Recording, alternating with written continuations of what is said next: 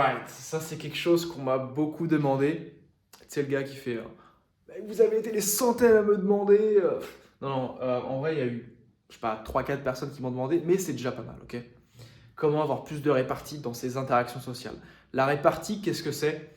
C'est le fait, comment dire, c'est l'aptitude à répondre du tac au tac, tout en étant percutant, impactant, et tout en ayant, comment dire, tout en ayant une super capacité à, juste à bien communiquer en fait. Parce que la répartie, c'est quoi?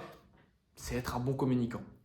Avoir une bonne répartie, c'est ce qui va te permettre de développer les discussions. Parce que du coup, si tu sais répondre du tac au tac, tu sais aussi maintenir la discussion, la développer et tout simplement rebondir sur ce que vient de te dire l'autre.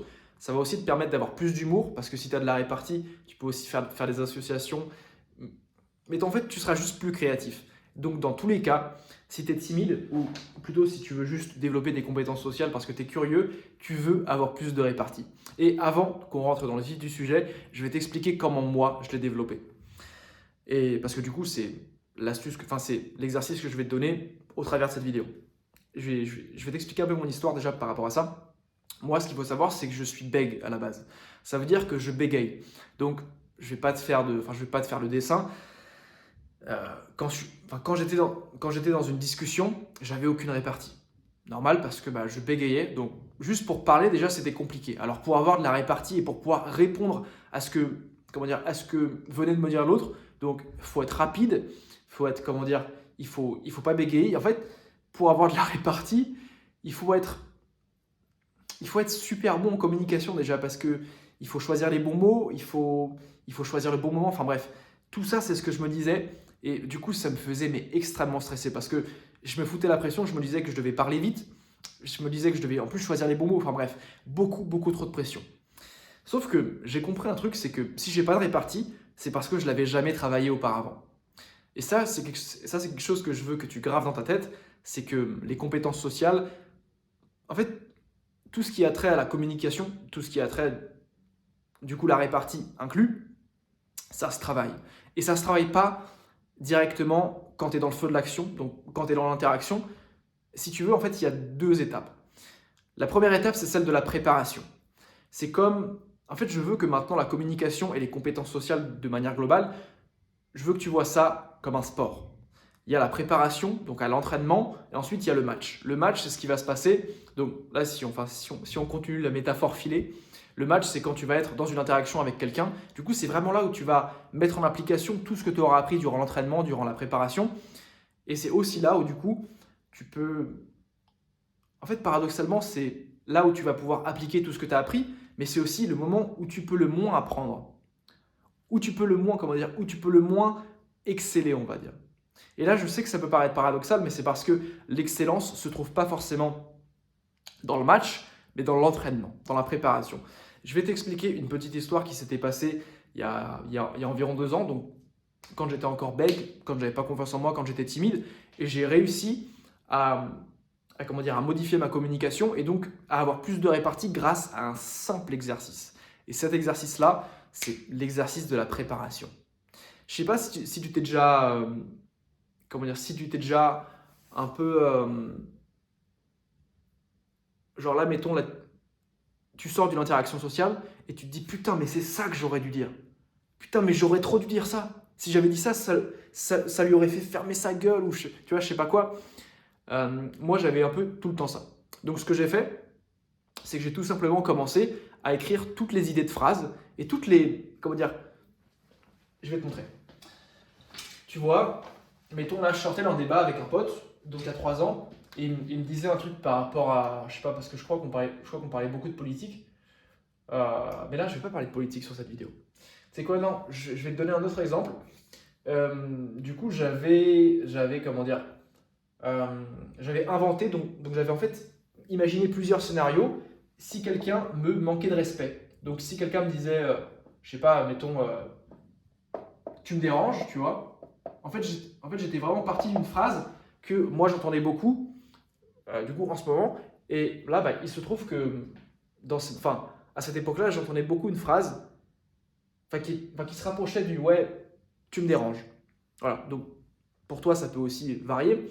Mais pour moi, c'était une phrase un peu comme ça que j'entendais souvent. Alors, je sais pas si c'était la phrase exacte, mais bon, bref. Là, tout ce qu'il faut que tu comprennes, c'est qu'il faut qu'on parte d'une phrase. Et sur cette phrase-là, toi, tu vas tout simplement imaginer chez toi. Hein, tu vas prendre un bout de papier comme ça, tu vas écrire la phrase et tu vas faire travailler ta putain d'imagination, ta putain de créativité. Comment tu peux répondre à cette phrase?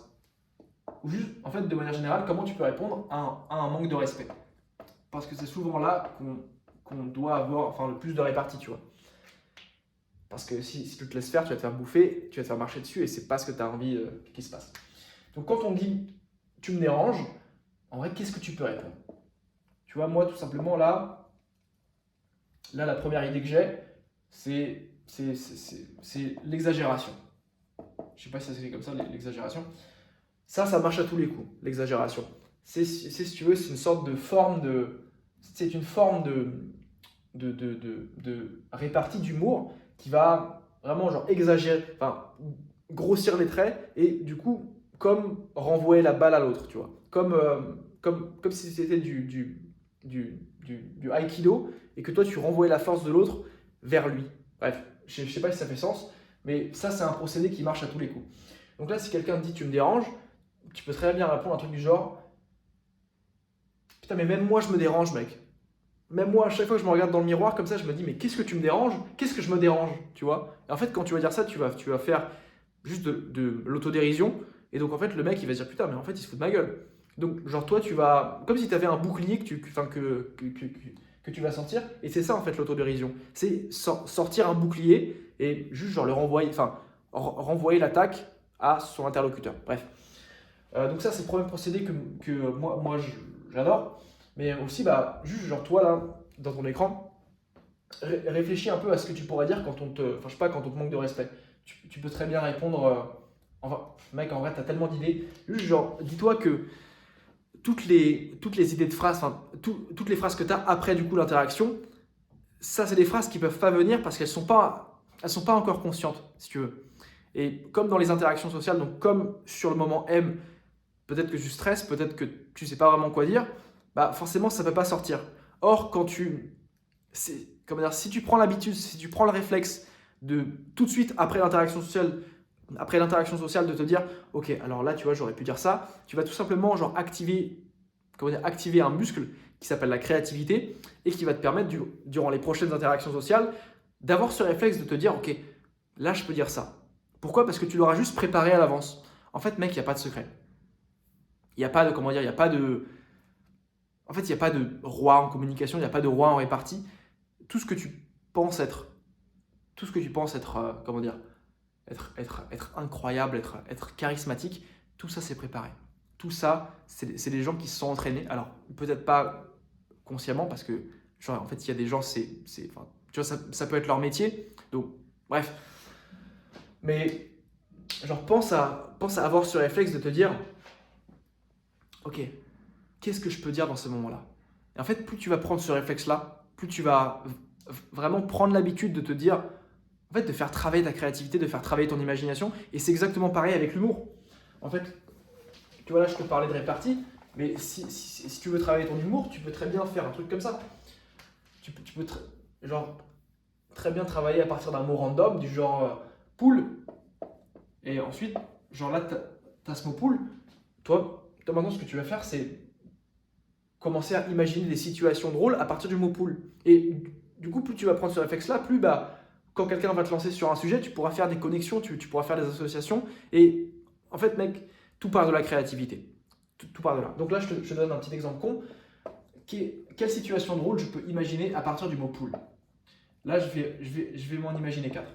Première situation drôle que je peux imaginer, c'est ok, donc la poule, elle fait des œufs, et moi, je vais remettre les œufs dans la poule. Tu vois, là, c'est con, c'est drôle. Remettre les œufs dans la poule. Genre, je sais pas si tu arrives à t'imaginer un peu la scène, mais c'est marrant, ouais. Genre, si tu le dis avec la bonne intonation, si tu le dis, juste genre, si tu dis à quelqu'un, ouais, ce matin, je me suis mangé des œufs, mais comme ils étaient pas bons, je les ai remis dans la poule. C'est drôle, en vrai. Ah. Bref.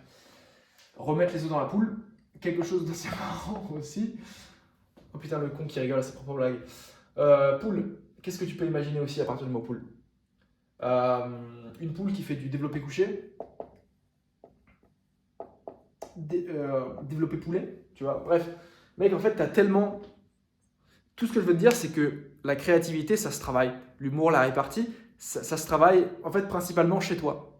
Comment? Bah, grâce à des exercices d'imagination où tu vas tout simplement imaginer et prendre l'habitude de te demander, ok, qu'est-ce que j'aurais pu dire dans ce moment-là? Quelle est la phrase parfaite? Mec, juste prépare.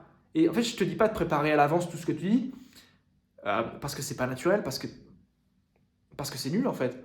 Mais juste genre, vois ça comme un jeu. Essaie de voir ça comme un jeu où tu te dis, alors si on me dit ça, qu'est-ce que... En fait, mec, c'est du ping-pong. Vraiment, la communication, les relations sociales, c'est juste un ping-pong.